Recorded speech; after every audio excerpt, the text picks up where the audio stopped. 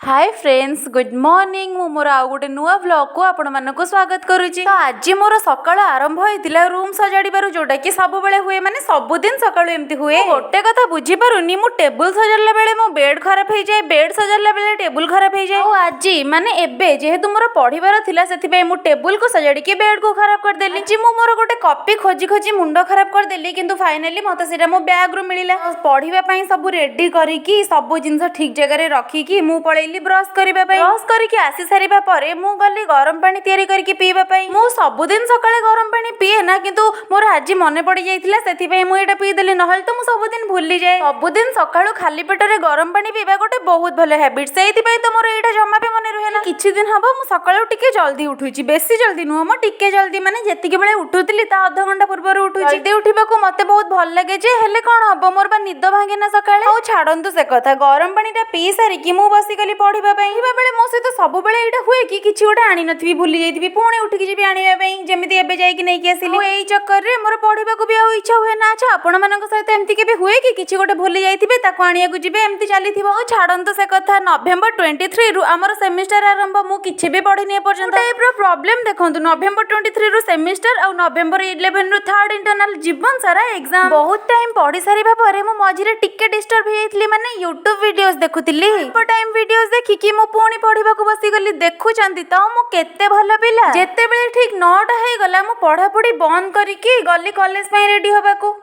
मत बहुत जोर भोक लगे, चाहूँ गोटे कौन खाइबी तापर जाए जो कथा। 9टा भी बाजिगला, कॉलेज भी बाहर पड़ो।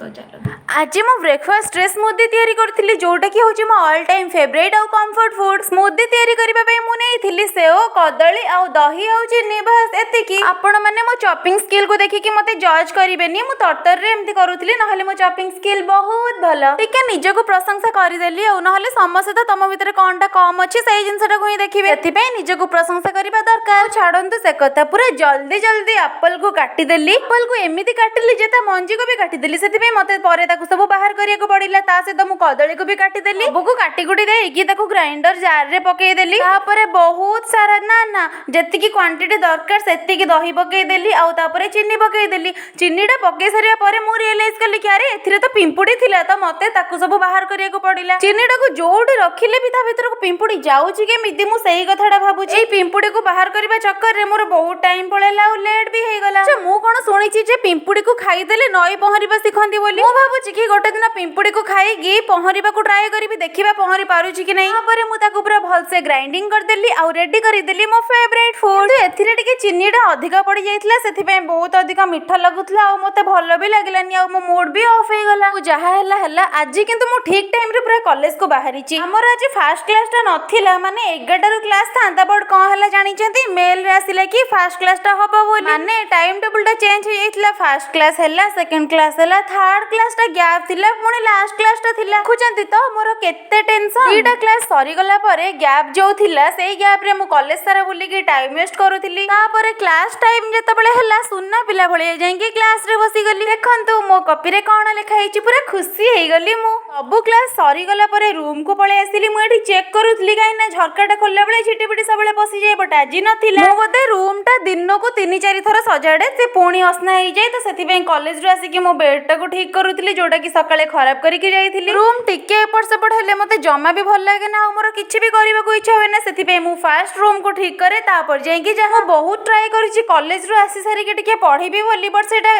केबे भी पॉसिबल हेइनी। कॉलेज रो आसी सारी के एते टायर्ड लागे जे माने मु खाली सोई पड़े। सब ठीक ठाक करिकी धोई हेइकी जिबी खाइबा पई। आउ गोटे कथा जानिचंती, आज मोर बासन माजिबा डेट नाही कि रोसे करिबार भी डेट नाही। जे टिके मु फ्री थिली, सेति पई तो व्लॉग करिबी बोली भाबिली, आ व्लॉग करूची भी। छाडंतु से कथा, भोक बहुत जोर लागिलानी, चलंतु जल्दी जल्दी लंच करिबा। आज लंच रे कोन कोन थिला टिके देखि नियंतु, आ भितर आपण मानको कोउटा भल लागे कमेंट रे कहंतु। आई पी के गुड गर्ल भलिया जाईकी सोई पड़ीतिली, आ संध्या रे उठिकी चा तयारी करली। भाबुतिली कि आज चा पीबिनी, बट एते जो निद लागुतला और निद जमा छाडु नथिला, सेति पे मु चा पीली। हा कहंतु पछे कि चा को किंतु छाडी हबो। एपटे Amazon मिनी टीवी रे सिस्टरहुड वेब सीरीज देखि देखि कि चा पीउतिली। जी चाटा बहुत टेस्टी लागुतिला, आ मुंडो बिंदा भी चुटकी रे ठीक हे गला। चा पी सारी कि मु बसी गली पढिबा पई, जहार कि ମୁଁ ଭିଡ଼ିଓ କରିପାରି ନଥିଲି କାହିଁକି ନା ମୋ ଫୋନ୍ ତ ଚାର୍ଜରେ ଥିଲା ନା।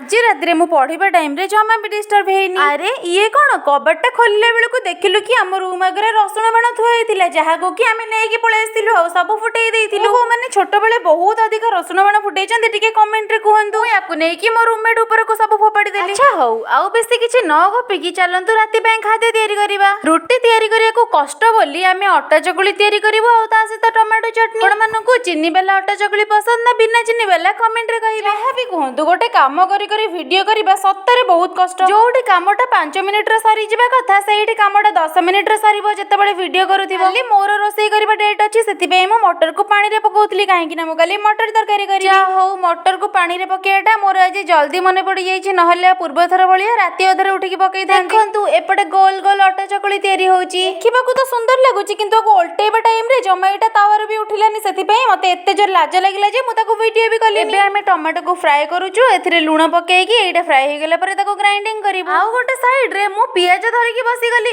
ଠିଆ ହେଇଗଲି କାଟିବା ପାଇଁ। ଜଲ୍ଦି ଜଲ୍ଦି ପିଆଜକୁ ପୁରା କ୍ୟୁଟ୍ କରିକି କାଟିଦେଲି। ଆଜି ସବୁ କାମ ଠିକ୍ ଟାଇମ୍ରେ ହେଇଛି, ରାତି ଖାଇବାଟା ବି ଜଲ୍ଦି ଆମେ ତିଆରି କରିଦେଲୁ। ଆଚ୍ଛା ଆଉ ଗୋଟେ କଥା ଜାଣିଛନ୍ତି, ମୋର ପୁଣି ସର୍ଟସରେ ଆଉ ଭ୍ୟୁଜ ଯାଉନି କେତେ ଦିନ ହେଇଗଲାଣି, ସେଥିପାଇଁ ମୋ ମୁଣ୍ଡ ଖରାପ ହେଇଯାଇଛି। ଏଇଟା ସତରେ ହୁଏ, ଯେତେବେଳେ ଠିକ୍ ସେ ଭ୍ୟୁଜ ଯାଏ ନା ଜମା ବି ଭିଡ଼ିଓ କରିବାକୁ ଇଚ୍ଛା ହୁଏ ନା। ତ ମୋର ଟିକେ ଅଭ୍ୟାସ ହେଇଗଲାଣି। ଯେତେବେଳେ ୟୁଟ୍ୟୁବରେ ଭିଡ଼ିଓ କରିବା ଷ୍ଟାର୍ଟ କରିଥିଲି, ଯେତେବେଳେ ଭ୍ୟୁଜ ଯାଉନଥିଲା ମାନେ ମୋ ମୁଡ୍ ଅଫ୍ ହେଇଯାଉଥିଲା। ମୁଡ୍ଟା ପୁରା ୟୁଟ୍ୟୁବ ଉପରେ ହିଁ ଡିପେଣ୍ଡ କରୁଥିଲା। ଯଦି ବି ଏବେ ଆଉ ସେତେ ଅଧିକା ନାହିଁ, ତଥାପି ମତେ ସ୍ୟାଡ୍ ଲାଗୁଛି ଭ୍ୟୁଜ ନ ଗଲେ। ମୁଁ ସବୁଦିନ ଭିଡ଼ିଓ ପୋଷ୍ଟ କରୁଛି, ଆପଣମାନେ ମତେ ଏମିତି ସପୋର୍ଟ କରୁଥାନ୍ତୁ। ଦେଖନ୍ତୁ କଥା ଭିତରେ ଏପଟେ ପିଆଜ ବି କଟା ସରିଗଲା ଆଉ ଚଟନି ବି ରେଡି ହେଇଗଲା। ଆଜି ଏ ଚଟନିଟା ଅଧିକା ପୁରା ମିକ୍ସ ହେଇଗଲା, ହଉ ଆଡଜଷ୍ଟ କରିଦେବା। କିନ୍ତୁ ଏଇଟା ଯଦି କମ୍ ହେଇଥାନ୍ତା ତାହେଲେ ଅଧିକ ଭଲ ଲାଗିଥାନ୍ତା। ଆପଣମାନେ ଗୋଟେ କଥା ନୋଟିସ୍ କରିଛନ୍ତି, ଆଜିର ଭିଡ଼ିଓରେ ମୁଁ ଟିକେ କମ୍ କମ୍ପ୍ଲେନ୍ କରିଛି, ଆ ପୂର୍ବ ଭିଡ଼ିଓରେ ଅଧିକା କମ୍ପ୍ଲେନ୍ କରିଥିଲି। ଆଜି ଟିକେ ମୁଁ ଅଧିକା ଭଲ ପିଲା ହେଇଯାଇଛି। ସବୁ ଖାଦ୍ୟକୁ ଧରିକି ଆମେ ପଳେଇଲୁ ଖାଇବା ପାଇଁ। ମୋ ରୁମ୍ଟା ଏବେ କେମିତି ଲାଗୁଛି ଟିକେ କମେଣ୍ଟରେ କହିବେ। ଲାଇଟ୍ ଅଫ୍ କରିସାରିବା ପରେ ମତେ ତ ମୋ ରୁମ୍ ବହୁତ ସୁନ୍ଦର ଲାଗେ। ଆଜି ପାଇଁ ଏତିକି, ଦେଖାହବା ଆଉ ଗୋଟେ ନୂଆ ଭ୍ଲଗ୍ରେ। ମତେ ଏମିତି ସପୋର୍ଟ କରୁଥାନ୍ତୁ। ଲାଇକ୍, ସେୟାର, କମେଣ୍ଟ, ସବସ୍କ୍ରାଇବ କରିବାକୁ ଜମା ବି ଭୁଲିବେନି। ବାଏ।